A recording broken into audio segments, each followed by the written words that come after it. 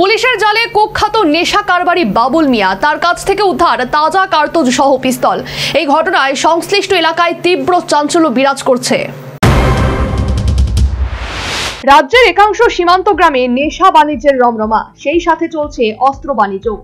এমনই হাড়হিম করা ঘটনা সামনে এলো শনিবার। এদিন গোপন খবরের ভিত্তিতে পুলিশ ও বিএসএফ যৌথ অভিযানে নামে সোনামুড়া থানার অন্তর্গত সীমান্তপুর পঞ্চায়েতের ভোগজোর এলাকায়। পুলিশ ও বিএসএফ এর যৌথ বাহিনী সংশ্লিষ্ট এলাকার বাসিন্দা বাবুল মিয়ার বাড়িতে প্রথমে কর্ডন করে তল্লাশি চালায়। তল্লাশিতে বাবুল মিয়ার মুদির দোকান থেকে প্রথমে নেশার ইয়াবা ট্যাবলেট ও ফেনসিডিল উদ্ধার করে। এরপরেও চলতে থাকে যৌথ বাহিনীর তল্লাশি অভিযান এবং সেই অভিযানে কুখ্যাত নেশা কারবারি বাবুল মিয়ার দোকান ঘর থেকে তাজা কার্তুজ সহ পিস্তল উদ্ধার করে। এই কথা জানিয়েছেন সিপাহীজলা জেলার পুলিশ।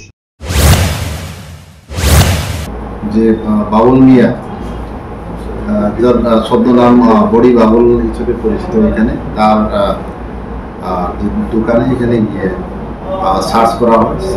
সার্চ করার সময় একটা ফ্যাক্টরি মেড পিস্তল, একটা ম্যাগজিন, 4টা লাইভ রাউন্ডস, 10 গ্রাম ইয়াবা ট্যাবলেট, আরও 100টা ডাইজিপাম ট্যাবলেট এটা পাওয়া গেছে। এটা ছাড়াও একটা বড় একটা নাইফ, যেটা বুচার মিট চপার বলে, আর 250টি এমটি স্কপস সিরাপের বোতল পাওয়া গেছে। তো এটা আমরা আইনগতভাবে আমরা ব্যবস্থা নিচ্ছি। বাবুল মিয়ার কোনো ডকুমেন্ট।